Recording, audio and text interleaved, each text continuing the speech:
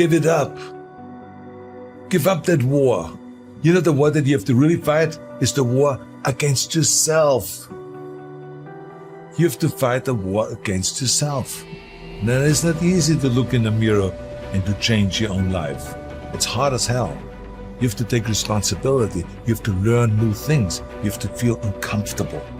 Good, because discomfort is how we grow. That's how we become strong. If you run away from discomfort and resistance your whole life, you will always be weak.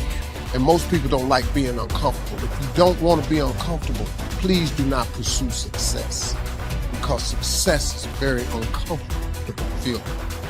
And I just learned to be comfortable being uncomfortable. Your comfort zone is irrelevant. What matters is, what are you trying to do with your life? Future you is going to give you advice on what to stop, what to start, on what a more courageous action would be. What's the first thing they would tell you to be or do to be more courageous? You ain't gonna have much of a life. If you play it safe, you won't have much of a life. Life is risk. It take courage to pursue your dream. Now, it's gonna cost you something. Most people are not willing to pay what it costs to go after your dream, because you're gonna have to hurt a little bit. And those are the times when you want to run and hide. You gotta be able to find energy. You gotta make up games, make up tricks, make up whatever you can to get to the next evolution of life. All successful people, if they fail by trying greatly, not by playing it safe and wishing and hoping that everything will work out all right in the future. What they do is they take great risks with no guarantee of success, and so can you. Rich people don't sleep 8 hours a day. That's a third of your life. You cannot be sleep 8 hours a day. We do not retreat. We do not give up. We do not surrender. And the reason why most of you are not successful is because every single time stuff not going your way, you give up, you quit, you let go, and people feel weakness. They feel it. You can feel when somebody's not committed, when they're not all in, when they're not dedicated. If you want freedom, there's going to be an element of risk. There's going to have to be sacrifices made. There's going to have to be late nights, extra hours, persistence, and most importantly, growth. If you don't become someone else, you will not be able to earn your freedom. The person you are right now might not be good enough for the life you want. If you really want it, you're going to have to become someone else. The voice in my head said, you know what, man? You're gonna die never even trying to reach your full potential. And how's that gonna feel? So I'm gonna live even while I'm dead. I'm gonna be, because I believe in a higher power, whatever it may be. I don't know what it is. I believe that your mind lives forever. Some spirit, something lives forever. I'm gonna be haunted by the mere fact that I literally just, that's what I was. You wasted that life. That's what I was, man. You look back and here lies David Goggins, a punk. That's it. And I get to live, so whatever heaven or hell is, you're in hell the rest of your life. The rest of your life. And if there is a God, which I hope to God there is, knowing what I put myself through now, whatever memories I have, if there's any at all, I'll be a happy man. But I knew that I was getting paid for this while I was living or while I was dead. I was getting paid for this, because basically to me, it was a huge sin. I'm basically just gonna sit here and just be a comfortable man and not even try. Wasting your life is a sin, It's right? a sin. It is. I'm not even gonna try. I want you to get over this notion that I find so annoying that so many people have, that success and power in life is dependent on something like genetics.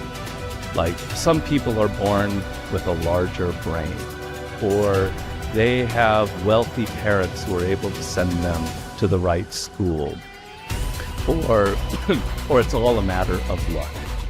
What really makes people successful and powerful in life, and it's not just me saying this, I read hundreds of books on the subject, what makes people successful is their degree of motivation.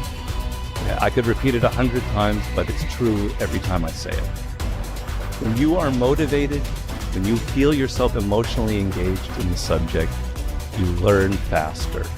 You learn what it takes somebody 10 years to learn, you can learn in 2 years.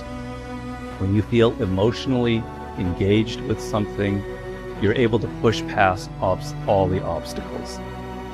The sense that it's genetics or the size of our brain or our parents' money, you can't control any of that, obviously. And they can become kind of crutches for some people. But the amount of motivation you feel, the emotional connection you have to what you're studying or doing, that is something within your control. That is something you can choose to take. And it is, you're going to find people giving you all kinds of great advice about your careers, where you should go, your MBA, etc. But if there's one piece of advice that I think is more important than that, it is this idea of following these natural inclinations and creating your own career path and finding a way to engage the deepest motivating parts of your psyche. Unhappiness is simply the lack of progress toward a preset goal. If you're not making progress, see, that's when unhappiness sets in. But here's where happiness begins: making progressive progress. You don't have to arrive all at once. You don't have to have it immediately. But as long as you're making progress, as long as progress is part of your experience now, it is a fantastic source of inspiration. Now here's the next one. Source of inspiration, and that is achieving. When you finally have arrived at that goal that you set. I want to have this much experience and be able to do this by 30 days from now, 60 days from now, 6 months from now. And finally, that 6 months passes, and there you are. Finally, the time passes, and you have it.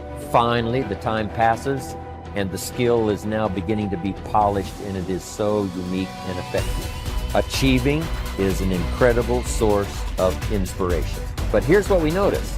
When you do achieve, whatever you set out in the beginning, where you decided and planned and you got started and you progressed, when you finally achieve, that achievement is not much more inspiration than when you decided.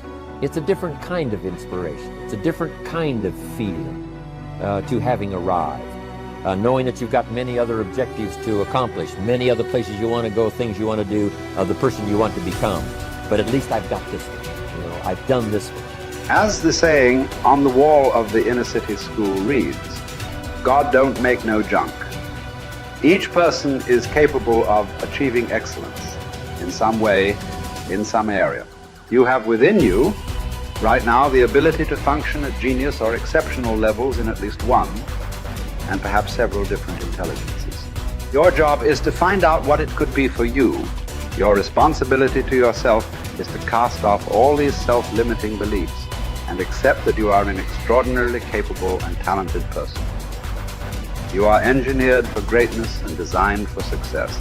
You have competencies and capabilities that have never been tapped. You have the ability within yourself right now to accomplish almost any goal you can set for yourself if you are willing to work long enough and hard enough to achieve it. The good news about beliefs is that all beliefs are learned. They can therefore be unlearned, especially if they are not helpful. When you came into the world, you had no beliefs at all about yourself, your religion, your political party, other people, or the world in general. Today, you know a lot of things. But as the comic Josh Billings once wrote, it aren't what a man knows what hurts him. It's what he knows what aren't true. There are many things that you know about yourself that are simply not true. And these are almost always in the area of self-limiting beliefs. The starting point of unlocking more of your potential is for you to identify your self-limiting beliefs and then ask, what if they were not true at all? What if you were possessed of an extraordinary ability in an area where you didn't think you were very good at all, such as selling, entrepreneurship, public speaking, or money-making? Everywhere I go throughout the world, I have taught these principles to many tens of thousands of people. I have filing drawers full of letters from people who had never heard this idea of self-limiting beliefs before. But once they heard it, they changed their entire attitudes towards themselves. They began to see themselves as far more competent and capable in key areas of their lives than they had ever been before. In no time at all, they began transforming their lives and changing their results. Their incomes doubled and tripled and quadrupled. Many of them became millionaires and multimillionaires. They went from the bottom of their companies to the top, from the worst performer in their sales forces to the highest earning person in their companies. After they changed their beliefs about themselves and their personal potentials, they learned new skills and took on new challenges. They set bigger goals and threw their whole hearts into achieving them. By questioning their beliefs and by refusing to accept that they were limited in any way, they took complete charge of their lives and careers and created new realities for themselves.